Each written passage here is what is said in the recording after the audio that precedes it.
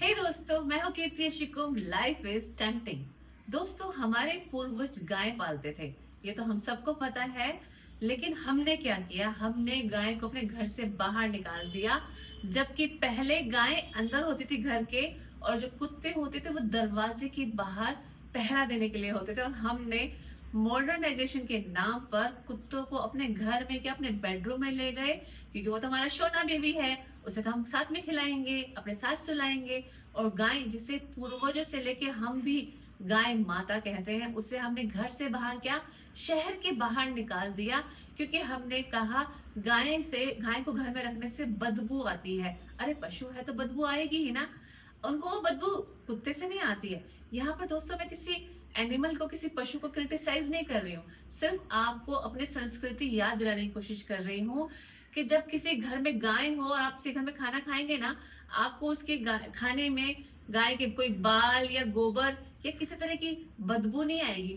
उल्टा, जब कुत्ते वाले घर में आप जाके खाना खाएंगे, आप पानी भी पियेंगे तो पानी ग्लास में कुत्ते के बाल जरूर मिल जाएंगे आपको। और जो कुत्ते की बदबू आप महसूस कर पा रहे होंगे, जो लोग कुत्ते नहीं पालते ना, वो मेरी बात समझ पा रहे होंगे कि कुत्ते की कितनी गंदी बदबू आती है उस घर में जाने से जिस घर में कुत्ते पाले जाते हैं। लेकिन हमने गाय को छोड़कर कुत्तों को अपना लिया। जबकि जब गाय थी तो हमारे घर में दूध, दही, घी, मक्खन सब होता था। अब हम वो सब चीजें खरीदते हैं। अगर हमें पूजा करनी है तो हम गौमूत्र या उसके उपले खरीदते हैं। उसमें हमें लगता है कि प्राउड कि हाँ हाँ, हम गाय नहीं पालेंगे, उसका सामान खरीद लेंगे। लेकिन आप सोचिए, हमारा शरीर, पहले हमारे बुजुर्गों का शरीर कितना मजबूत था। औरतें 10-10 बच्चे पैदा कर लेती थी, और आज एक भी बच्चा पैदा करने के लिए ऑपरेशन करने पड़ जाते हैं। आदमी लोग खेतों में जाके काम कर लेते थे।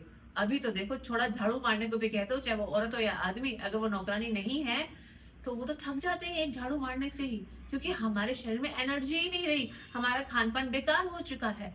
और आप खुद सोचो, मैं यहाँ पर अपने धर्म को वो नहीं कर रही हूँ कि धर्म का मैं साथ दे रही हूँ, मैं इन जनरल बात कर रही हूँ कि जो आप कृष्ण जी की फोटो देखते हैं, कृष्ण जी को याद करते हैं, या कृष्ण जी की कथाएं सुनते हैं, उसमें कृष्ण जी गाय के साथ होते हैं। क्योंकि गाय को पशु तो मानते ही है, लेकिन उसको हमने माता का दर्जा क्यों दिया?